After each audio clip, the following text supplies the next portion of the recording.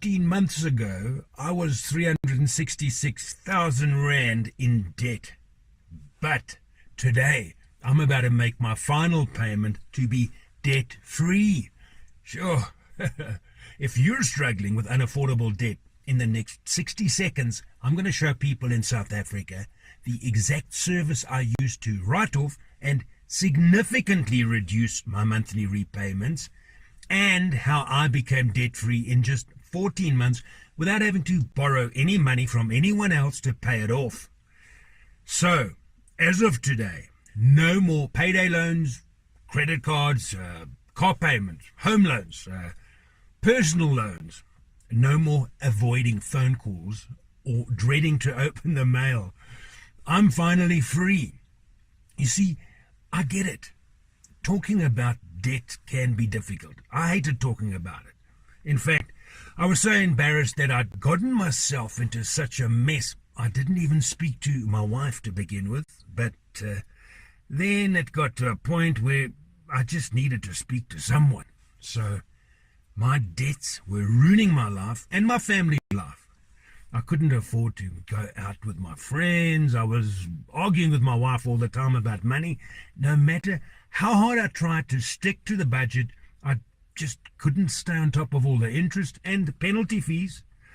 So finally, one day, I thought, this is not going to work. I need help.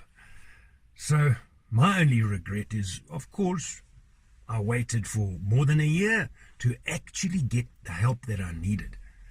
But all I needed to do was take a free assessment to see if I qualified for the help, which I did, of course, and I put the link to the survey I used on this video somewhere. And if you're struggling with debt, I really highly recommend that you try it too.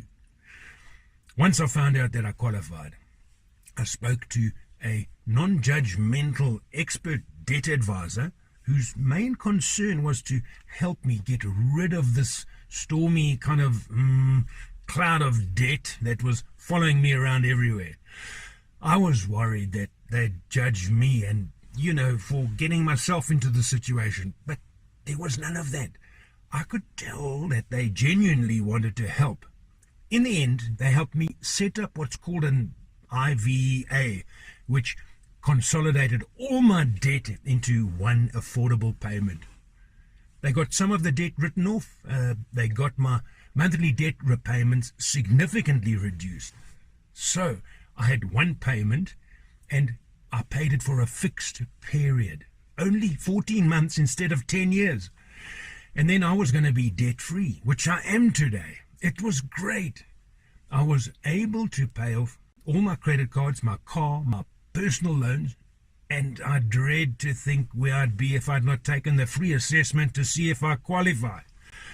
It's just a massive weight off my shoulders, and now I can get back to being the person I used to be and actually start saving some money. So if there's one thing you do today, make sure it's this. You could be debt-free in no time. Think how much happier you'd be. I know it made a huge difference in my life. So tap the Learn More button to take the free assessment to see if you qualify. And by this time next week, thousands of rands could be written off, or your monthly payment significantly reduced to a level that can be easily afforded. Trust me, it feels absolutely fantastic. So go ahead and tap the Learn More button and see if you qualify. It's absolutely free.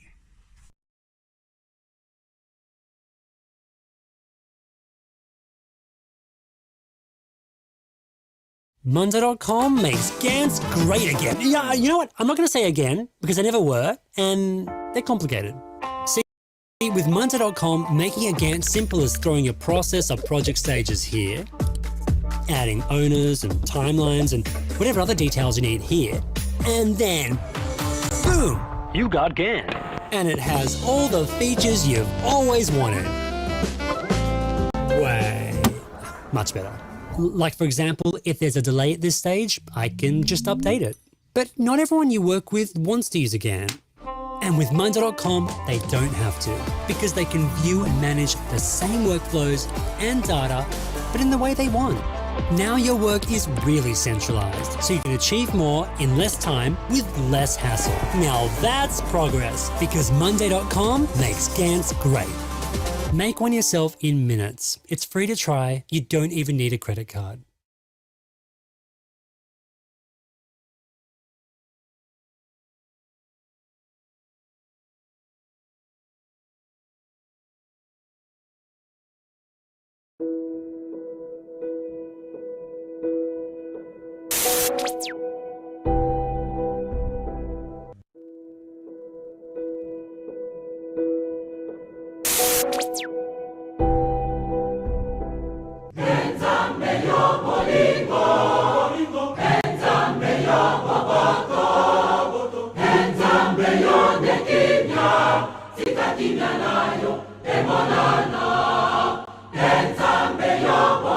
Bolingo, Enzambe ya Babato.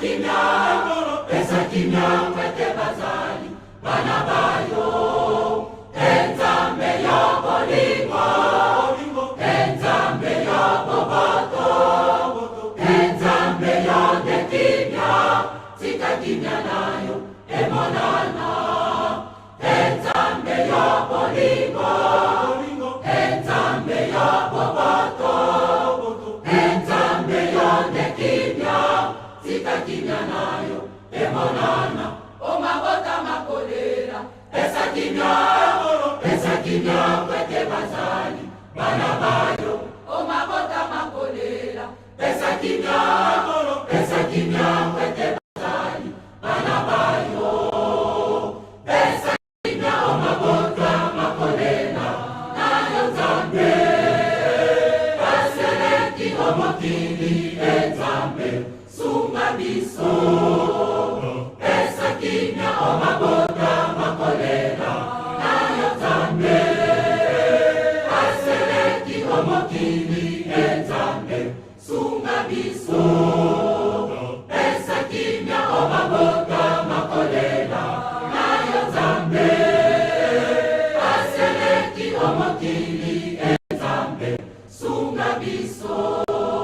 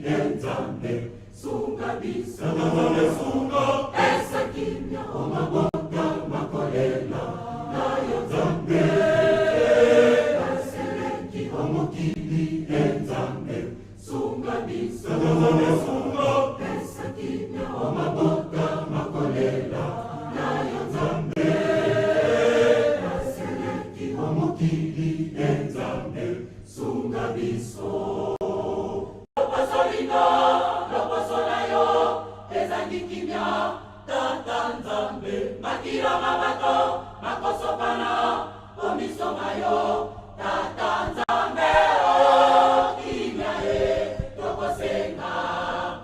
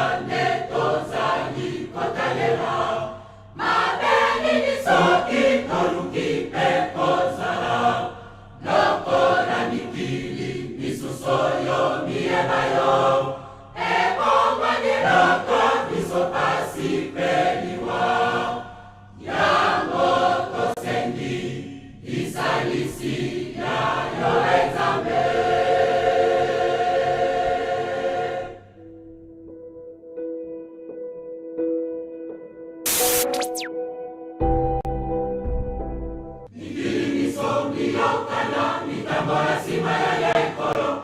Kimya, kimya, oh mabota. Mikili misomi yokana, nitambola sima ya yekolo. Kimya, kimya, oh mabota. Mabota masoma yokana, matambola sima ya yekolo. Kimya, kimya, oh mabota. Mabota masoma yokana, matambola sima ya yekolo. Kimya, kimya, oh mabota. Maboma masoma yokana, matambola sima ya yekolo. Kimya, kimya, oh mabota. Maboma masoma yokana, matambola sima ya yekolo. Kimya, kimya, oh mabota. Bandimi masoma yokana, matambola sima ya yekolo.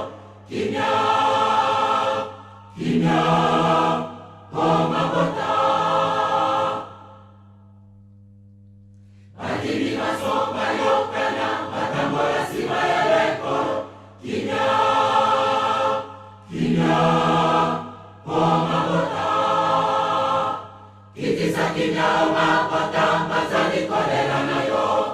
Maya maya solo kolo kita kati na biso. Mabota, mabota, mabota.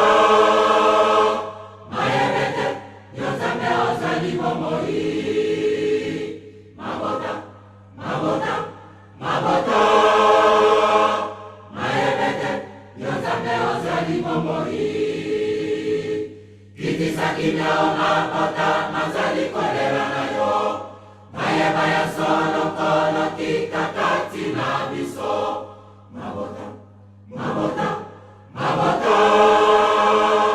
Maya bete, yozame ozali bomoi. Mabota, mabota, mabota. Maya bete, yozame ozali bomoi. Kitisa kimya oh mabota, mazali kolela nayo. Maya maya solo kolo kita kati na biso. Mabota, mabota, mabota. Maya bete, yozame ozali bomoi. Mabota, mabota, mabota. Maya bete, yozame ozali bomoi.